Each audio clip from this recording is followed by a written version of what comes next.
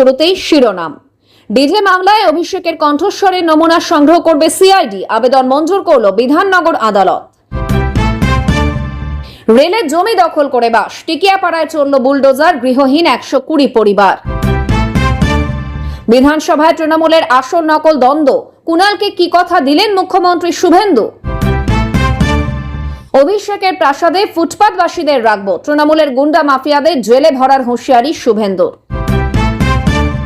আরজি করের বিচার হবে, মুখ্যমন্ত্রী কথা দিতেই বিধানসভায় কেঁদে ফেললেন অভয়ার মা।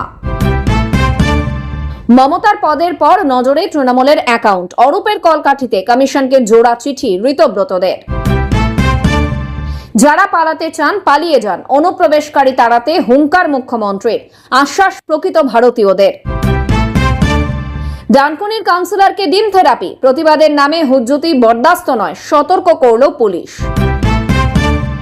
বিরোধীদের কর্মসূচিতে বাধা নয়, রোজ মিছিল করুন, কিন্তু মমতাকে খোঁচা শুভেন্দুর। মুঘল পাঠান ব্রিটিশ মুছে রাষ্ট্রবাদের শান, রাস্তার নামকরণে কার্তিক মহারাজকে দায়িত্ব শুভেন্দুর। রাজ্যের শিল্প আনার নামে বিজিবিএসএ বিরাট দুর্নীতি, মমতার সই দেখিয়ে ফাইল খুললেন শুভেন্দু। পড়ুয়াদের মধ্যে আতঙ্ক ছড়াচ্ছেন, নিট প্রশ্ন ফাঁস কাণ্ডে উল্টে রাহুল গান্ধীকে তোপ কেন্দ্রীয় শিক্ষামন্ত্রীর। বিধানসভায় বেনজির, আসল তৃণমূল নিয়ে ধন্দ কাটাতে পিএসসি চেয়ারম্যান পদে ভোটাভুটি। আসল তৃণমূলের কমিটিতে ফিরহাদ, অরূপ, রথিনদের দল থেকে তাড়ালেন মমতা। ইভিএম ভিভিপ্যাট সংরক্ষণ, মোছা যাবে না সিসিটিভি ফুটেজ, ভবানীপুর নিয়ে মমতার মামলায় নির্দেশ হাইকোর্টের। ঋতব্রত শিবিরে পদ প্রাপ্তির শাস্তি, ফিরহাদের বদলে মদনকে মুখ্য সচেতক চান মমতা। আপনি এভাবে আমার সঙ্গে কথা বলতে পারেন না, বিধানসভায় বক্তৃতায় স্পিকারকে নিশানা কুণালের। বাড়ি নয় স্বর্ণখনি, সব্যসাচী ঘনিষ্ঠ নেত্রী টিনার বাড়িতে তল্লাশি, উদ্ধার 4 কোটি সোনা। ধুলিয়ানে বজ্রপাতে মর্মান্তিক দুর্ঘটনা, মৃত 4, আহত 35, গুরুতর জখম 10। তৃণমূলের কর্মীদের ধরে রাখতে কালীঘাটে নিজের বাড়িতে জনতার দরবার বসাচ্ছেন মমতা। 1 জুলাই থেকে বদলে যাচ্ছে একাধিক নিয়ম, জেনে নিন কতটা প্রভাব পড়বে আপনার পকেটে। 10,000 অনুপ্রবেশকারীকে ফেরত পাঠিয়েছি, বিধানসভায় দাবি শুভেন্দু। বিধানসভায় কুণালকে চোর স্লোগান, পাল্টা দিলেন বেলেঘাটার বিধায়ক। মোছা যাবে না ফুটেজ, ভবানীপুর নিয়ে মমতার করা মামলায় বড় নির্দেশ হাইকোর্টের। তৃণমূলের সরকার মানুষের টাকার কতটা নয়ছয় করেছে আমাদের জানার অধিকার আছে। ক্যাগ রিপোর্ট নিয়ে পুরমন্ত্রী, বাজেট মিটতেই বিশাল মিষ্টির বাক্স নিয়ে অর্থ দপ্তরে মুখ্যমন্ত্রী, নবান্নে বদলাচ্ছে অলিন্দ সংস্কৃতি। অল্প ঝড়েই ভেঙে পড়ছে শহরের বড় বড় গাছ, কারণ জানতে সুরাতের গবেষকদের সঙ্গে আলোচনার ভাবনা পুরমন্ত্রীর। একটাকেও বাঁচতে দেবেন না, কুণালের আর্জি শুনেই ঋতব্রতদের বিরুদ্ধে ব্যবস্থা নেওয়ার আশ্বাস মুখ্যমন্ত্রীর। আমার দাদা কিন্তু বিজেপির মুখপাত্র, মমতার ভবানীপুর মামলায় আগেই জানিয়ে রাখলেন বিচারপতি, কি বললেন কল্যাণ। তৃণমূলের ব্যাংক অ্যাকাউন্টের দখল নিতে এবার মরিয়া ঋতব্রতরা, নির্বাচন কমিশন ও এইচডিএফসি তে যাচ্ছে চিঠি, জোর শোরগোল। লড়াই কার্যত তৃণমূল ভার্সেস তৃণমূল, বিধানসভা যেন বোরিং হয়ে উঠছে বিজেপির কাছে। প্রিয় দর্শক, এবার আসছি বিস্তারিত খবরে। তোমাদের কোনটা আসল, কোনটা নকল, কোনটা শুধুই জবরদখল তোমরা নিজেই জানো না। রাজ্য রাজনীতির বলা ভালো প্রধান বিরোধী দল তৃণমূলের বর্তমান রাজনৈতিক অবস্থা দেখলে হেমন্ত মুখোপাধ্যায়ের এই বিখ্যাত গানটি মনে পড়তে বাধ্য। তৃণমূলের এখন কে যে আসল আর কে নকল সেটা বোঝা রীতিমতো দুষ্কর। এদিন বিধানসভাতেও এই নতুন পুরাতন দ্বন্দ্বের বাইরে বেরোতে পারল না তৃণমূলের 2 শিবির। আর তাতে মুখ্যমন্ত্রী শুভেন্দু অধিকারী যে রীতিমতো আমোদ পেয়েছেন সেটা তার হাবে ভাবেই বোঝা যাচ্ছিল। এদিন রাজ্যপালের জবাবি ভাষণে কালীঘাট তৃণমূলের তরফে কুণাল ঘোষ বক্তৃতা করার সময় তাকে যেমন সরকার পক্ষ বাধা দেয়, তেমন বাধা দেন ঋতব্রতরাও। পাল্টা কুণাল বলে দেন রাজ্য সরকার নারী নিরাপত্তায় 0 টলারেন্সের কথা বলছে, তাহলে একজন ধর্ষণে অভিযুক্তকে কেন বিরোধী দলনেতা করা হলো? স্পষ্টতই তার নিশানায় ছিলেন বিরোধী দলনেতা ঋতব্রত বন্দ্যোপাধ্যায়। আবার ঋতব্রত নিজে ভাষণ দেওয়ার সময় বর্তমান সরকারের মৃদু সুরে সমালোচনা করলেন বটে, একই সঙ্গে বিধানসভায় দাঁড়িয়ে মমতার করা অতীতের মন্তব্যেরও নিন্দা করতে শোনা গেল তাঁকে। এক মুহূর্তে ভাষণ শুনলে মনেই হবে না তিনি মমতা বন্দ্যোপাধ্যায়ের দলের বিধায়ক। এ তো গেল দুই শিবিরের নিজেদের আকচি। মুখ্যমন্ত্রী ভাষণের সময় ঋতব্রতকে বিরোধী দলনেতা বলে সম্বোধন করলেন, আবার মমতাকে তার নেত্রী হিসেবে সম্বোধন করলেন। ঋতব্রত যে মমতাকে আর নিজের নেত্রী বলে মানেন না, সেটা গত কয়েকদিনে একাধিকবার স্পষ্ট করে দিয়েছেন তিনি। এমনকি একদিন আগেই তৃণমূলের যে তথাকথিত বিশেষ অধিবেশন তিনি ডেকেছিলেন, তাতে দলের চেয়ারপারসনের পদ থেকে মমতাকে সরিয়ে দেন। ফলে মমতার উদ্দেশ্যে যে কটাক্ষের বাণ মুখ্যমন্ত্রী ছুঁড়ছিলেন, তাতে বোধহয় বিশেষ বিচলিত হননি। পরে তার ভাষণ চলাকালীন তৃণমূল নেতাদের নিশানা করলে ঋতব্রতরা বিধানসভা কক্ষ ছেড়ে বেরিয়ে যান। মুখ্যমন্ত্রী যখন বললেন তৃণমূল জমানায় সব দুর্নীতির তদন্ত হবে, দুর্নীতিতে সরকার জিরো টলারেন্স নীতি নিচ্ছে, তখন বেলেঘাটার বিধায়ক কুণাল ঘোষ উঠে দাঁড়িয়ে বলেন, মুখ্যমন্ত্রীর এই অবস্থানকে পূর্ণ সমর্থন করি, কিন্তু যারা আচমকা তৃণমূলের সঙ্গে ঝগড়া করে ভালো তৃণমূল সাজছেন তাদের কাউকে ছাড়বেন না। এবারেও তার নিশানায় ছিলেন ওই ঋতব্রতরাই। এবং খানিক চমকপ্রদভাবে কুণালের ওই আর্জিতে সাড়াও দেন শুভেন্দু। তিনি বলেন, আমি কথা দিচ্ছি, যদি আপনাদের কাছে ওই নেতাদের বিরুদ্ধে চাল চুরি, ট্রিপল চুরির মতো কোনো নির্দিষ্ট অভিযোগ থাকে তাহলে আমাদের জানান, আমরা ব্যবস্থা নেব।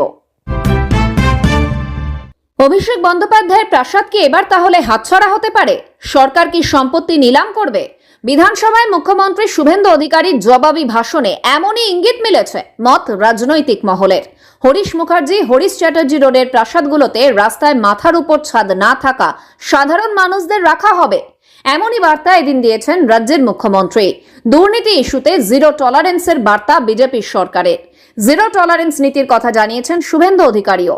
এবার বিধানসভা অধিবেশনের শেষের দিনই সম্পত্তি বাজেয়াপ্ত, নিলাম করার বিল আসছে, সেই কথাও মঙ্গলবার বিধানসভায় দাঁড়িয়ে জানালেন শুভেন্দু অধিকারী। দুর্নীতি, মাফিয়ারাজ, গুন্ডামি কোনোভাবে বরদাস্ত করা হবে না। সরকার গঠনের পরই সে কথা জানিয়ে দিয়েছেন মুখ্যমন্ত্রী শুভেন্দু অধিকারী। দুর্নীতি ইস্যুতে জিরো টলারেন্সের বার্তাও দেওয়া হয়েছে। এদিন সে বিষয়ে জোর গলায় বক্তব্য রেখেছেন তিনি। মুখ্যমন্ত্রী হওয়ার পর মঙ্গলবার বিধানসভায় প্রথম জবাবি ভাষণ দেন শুভেন্দু। সেখানেই তৃণমূল কংগ্রেস আমলের বিভিন্ন ক্ষেত্রের ব্যাপক দুর্নীতির প্রসঙ্গ তিনি উত্থাপন করেন। রাজ্যে পালা বদলের পরে দিকে দিকে তৃণমূলের প্রাক্তন নেতা, প্রাক্তন মন্ত্রী, প্রাক্তন বিধায়করা গ্রেপ্তার হয়েছেন। সেই তালিকা ক্রমে দীর্ঘতর হচ্ছে। এদিন সে বিষয়েও কড়া বার্তা দিলেন মুখ্যমন্ত্রী। শুভেন্দু বলেন, আমরা শপথ নিয়েছি, গুন্ডা, মাফিয়া, তোলাবাজ, লালচুল কানেদুল একটাও জেলের বাইরে থাকবে না। শুধু তাই নয়, এই সেশনে বিল আসছে আমার দপ্তর, স্বরাষ্ট্র দপ্তর। অনেকেই ভাবছেন 2 মাস থাকলাম, আইনি লড়াই করে জামিনে বেরিয়ে এলাম। এই সেশনেই বিএ কমিটি অনুমোদন দিলে শেষ দিনে বিল আসছে, সম্পত্তিও বাজেয়াপ্ত করব, সম্পত্তি নিলাম করব। শুধু তাই নয়, এরপরই জোরালো গলায় মুখ্যমন্ত্রী বলেন, ওই আমতলা, হরিশ মুখার্জি, হরিশ চ্যাটার্জি রোডের ওই প্রাসাদগুলোতে কলকাতার রাস্তায় রাত্রিবেলা ফ্লাইওভারের নিচে যারা থাকে তাদেরকে রাখাবো। এই কথা বলার পরেই বিধানসভায় বিজেপি মন্ত্রী, বিধায়কদের মধ্যে প্রবল উৎসাহ, হইচই দেখা যায়। ওই হরিশ মুখার্জি, হরিশ চ্যাটার্জি রোডে অভিষেক বন্দ্যোপাধ্যায়ের সম্পত্তি রয়েছে। তৃণমূলের সর্বভারতীয় সাধারণ সম্পাদকের বিরুদ্ধেও একাধিক দুর্নীতির অভিযোগ রয়েছে। কলকাতা পুরসভা ইতিমধ্যেই অভিষেকের বাড়ি শান্তিনিকেতনের একাধিক নির্মাণ বেআইনি বলে অভিযোগ তুলেছে। তৃণমূল বিধায়কদের সই জাল কাণ্ডে অভিষেকের নাম জড়িয়েছে। সিআইডি জেরার মুখোমুখি ডায়মন্ড হারবারের সাংসদ। তাহলে কি এবার তৃণমূলের সেকেন্ড ইন কমান্ডের সম্পত্তি, প্রাসাদের দিকে নজর মুখ্যমন্ত্রী শুভেন্দু অধিকারীর? ওই সম্পত্তি কি আগামী দিনের সরকার বাজেয়াপ্ত করবে? সেই চর্চা শুরু হয়েছে। একদিন আগেই তৃণমূলের চেয়ারপারসন পদ থেকে মমতা বন্দ্যোপাধ্যায়কে অপসারণ করার যাবতীয় পরিকল্পনা সাজিয়ে ফেলেছে ঋতব্রত বন্দ্যোপাধ্যায়ের নেতৃত্বাধীন আসল তৃণমূল। এবার তৃণমূলের তহবিলের দিকে নজর তাঁদের। ওই বিপুল সংখ্যক টাকার দখল পেতে মঙ্গলবারই একযোগে জোড়া চিঠি লিখেছে আসল তৃণমূল। একটি চিঠি নিয়ে দলের নেতারা নিজেরাই নির্বাচন কমিশনে গিয়েছেন, আরেকটি চিঠি যাবে এইচডিএফসি ব্যাংক কর্তৃপক্ষের কাছে। তাদের উদ্দেশ্য দলের সব অর্থনৈতিক কার্যকলাপ নিয়ন্ত্রণ করা। 5 তারা হোটেলে তৃণমূলের যে তথাকথিত বিশেষ অধিবেশন হয়েছে, তাতে আখরুজ্জামানকে দলের কোষাধ্যক্ষ নিয়োগ করা হয়েছে। ঘটনাচক্রে প্রাক্তন কোষাধ্যক্ষ অরূপ বিশ্বাসও ওই অধিবেশনে উপস্থিত ছিলেন। সূত্রের দাবি, অরূপ এবং আখরুজ্জামানের সঙ্গে আলোচনার পরই তৃণমূলের তহবিল সংক্রান্ত বিষয়টি নিয়ে নির্বাচন কমিশন ও ব্যাংক কর্তাদের চিঠি দেওয়ার সিদ্ধান্ত হয়েছে। ইতিমধ্যেই আইনি খসড়া তৈরির কাজ সম্পন্ন হয়ে গেছে। নবনির্বাচিত কোষাধ্যক্ষ আখরুজ্জামানকে সামনে রেখে এইচডিএফসি ব্যাংকে চিঠি দেওয়া হতে পারে। এদিন তৃণমূলের যে তথাকথিত বিশেষ অধিবেশন করা হয় তাতে কোষাধ্যক্ষ করা হয়েছে আখরুজ্জামানকে। তিনি আবার স্পিকার স্বীকৃত বিধানসভার মুখ্য সচেতকও। সূত্রের খবর, দলের তহবিলের কার্যকলাপ নিয়ে ব্যাংক ও নির্বাচন কমিশনকে চিঠি তিনিই দেবেন। শোনা যাচ্ছে এর নেপথ্যেও দলের প্রাক্তন কোষাধ্যক্ষ অরূপ বিশ্বাসের মস্তিষ্ক রয়েছে। তিনি প্রথম দলের অ্যাকাউন্ট ফ্রিজ করার দাবিতে চিঠিটি দিয়েছিলেন ব্যাংকে। তবে ঋতব্রতরা ব্যাংকে চিঠি দিয়েই ক্ষান্ত হচ্ছেন না। এদিন বিকেলে সশরীরে সেই চিঠি জমা দিতে কমিশনের কলকাতা অফিসে যান আসল তৃণমূলের নেতারা। বস্তুত আসল তৃণমূল কারা, এই নিয়ে রাজ্যে বেনজির টানাপোড়েনের পরিস্থিতি চলছে। ঋতব্রতরা তথাকথিত বিশেষ অধিবেশন থেকে নিজেদের আসল তৃণমূল এবং অরূপ রায়কে দলের চেয়ারপারসন দাবি করার পর রাতারাতি কালীঘাট তৃণমূল থেকে তাদের বহিষ্কার করা হয়েছে। এবার পাল্টা চিঠি চালাচালি শুরু করল আসল শিবির। রাজ্য জুড়ে প্রতিবাদের নতুন ভাষা হয়ে উঠেছে ডিম হামলা। তা এখন আর রাজনীতির অলিন্দে সীমাবদ্ধ নেই, সর্বত্রই ছড়িয়ে পড়েছে প্রতিবাদের এই ধরন। প্রতিবাদের নতুন এই রূপ নিয়ে ইতিমধ্যেই একাধিক প্রশ্ন উঠতে শুরু করেছে। এ নিয়ে কলকাতা হাইকোর্টে মামলাও হয়েছে। এবার ডিম হামলা ঠেকাতে মাইক হাতে রাস্তায় নামতে দেখা গেল পুলিশকে। ডানকুনি পুরসভা 13 নম্বর ওয়ার্ডের কাউন্সিলর দেবাশিস বন্দ্যোপাধ্যায়ের মাথায় ডিম ছুঁড়ে মারে এলাকাবাসী। এলাকায় জল জমার প্রতিবাদে কাউন্সিলরকে আরও ডিম ছুড়বেন বলে বিক্ষোভ দেখাতে থাকেন তারা। সে সময় ঘটনাস্থলে পৌঁছে পুলিশের সাফ কথা, প্রতিবাদের নামে কোনো হুজ্জুতি বরদাস্ত করা হবে না। এলাকার বাসিন্দাদের অভিযোগ, প্রতি বছর বর্ষায় ডানকুনির বিস্তীর্ণ এলাকা দীর্ঘদিন জলমগ্ন হয়ে থাকে। এবছরও তার অন্যথা হয়নি। বিশেষ করে 13 নম্বর ওয়ার্ড এলাকায় বর্ষার জল দীর্ঘদিন ধরে জমে থাকায় দুর্গন্ধে এলাকার মানুষের টিকে থাকা দায় হয়ে উঠেছে। পাশাপাশি সরকার পরিবর্তনের পরবর্তী সময় থেকে পৌরসভার চেয়ারম্যান এবং ভাইস চেয়ারম্যান বেপাত্তা। তাই এলাকার জঞ্জাল সাফাই থেকে শুরু করে পৌরসভার প্রতিদিনের কাজ কার্যত লাটে উঠেছে। সবথেকে বেশি দুর্ভোগের শিকার 13 নম্বর ওয়ার্ড এলাকার বাসিন্দারা। সেই কারণে তারা একত্রিত হয়ে কাউন্সিলরের বাড়ি ঘেরাও করেন। দীর্ঘক্ষণ ধরে বিক্ষোভ চলাকালীন তর্কাতর্কির মধ্যে কাউন্সিলর দেবাশিস বন্দ্যোপাধ্যায়ের মাথায় ডিম ছুঁড়ে মারে এলাকার বাসিন্দারা। সংবাদ মাধ্যমের সামনেও তারা ক্ষোভ উগড়ে দেন। খবর পেয়ে ডানকুনি থানার আইসির নেতৃত্বে বিশাল পুলিশ বাহিনী ঘটনাস্থলে গিয়ে কোনো রকমে কাউন্সিলর দেবাশিস বন্দ্যোপাধ্যায়কে উদ্ধার করে থানায় নিয়ে যায়। কাউন্সিলরকে আরও ডিম ছোড়ার উদ্দেশ্যে তার বাড়ির সামনেই ভিড় করেছিলেন এলাকার বাসিন্দারা। সে সময় ডানকুনি থানার আইসি শান্তনু সরকার মাইক হাতে এলাকাবাসীকে সতর্ক করেন। তিনি নিজে এগিয়ে এসে এলাকা ফাঁকা করার কাজ করেন। তিনি বলেন, ডানকুনি এখনো পর্যন্ত সভ্যতা ভদ্রতার পরিচয় দিয়ে এসেছে, তা বজায় রাখুন। এখানে হুজ্জুতি করবেন না। যার যা অভিযোগ আছে তা নির্দিষ্ট জায়গায় জমা করুন। আমাকে একটা ডিম মেরে দেখুন, ডিম মারলে জলের সমস্যা মিটে যাবে না। বিরোধীদের কর্মসূচিতে বাধা দেওয়া হবে না। মুখ্যমন্ত্রী হওয়ার পরে বিধানসভায় এদিন প্রথম বক্তব্য রাখলেন শুভেন্দু অধিকারী। সেখানেই বিরোধীদের কর্মসূচিতে বাধা নয় বলে জানিয়েছেন তিনি। রোজ মিছিল করুন, কিন্তু ফিরতে পারবেন না। তৃণমূল নেত্রী মমতা বন্দ্যোপাধ্যায়কে তীব্র খোঁচা দিলেন শুভেন্দু। প্রাক্তন মুখ্যমন্ত্রী রানী রাসমণি সরণিতে অবস্থানের আবেদন জানিয়েছিলেন। রাজ্যের তরফে ধর্মতলার ওয়াই চ্যানেলে অবস্থানের ছাড়পত্র দেওয়া হয়, সে কথা এদিন জানান মুখ্যমন্ত্রী। তৃণমূল আমলে শুভেন্দু অধিকারী রাজ্যের বিরোধী দলনেতা ছিলেন। সে সময় তার রাজনৈতিক কর্মসূচিতে বাধা দিত তৃণমূল সরকার।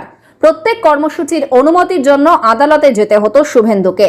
আদালতের নির্দেশে ফের সেই সব সভা মিছিল করতে যেতেন সেই সময়ের বিরোধী দলনেতা। বিধানসভা থেকেও শুভেন্দু অধিকারীকে একাধিকবার সাসপেন্ড করা হয়েছে। এবার মুখ্যমন্ত্রী হওয়ার পরেই বিধানসভার প্রথম জবাবি ভাষণে বিরোধীদের কড়া বার্তা দিলেন শুভেন্দু অধিকারী।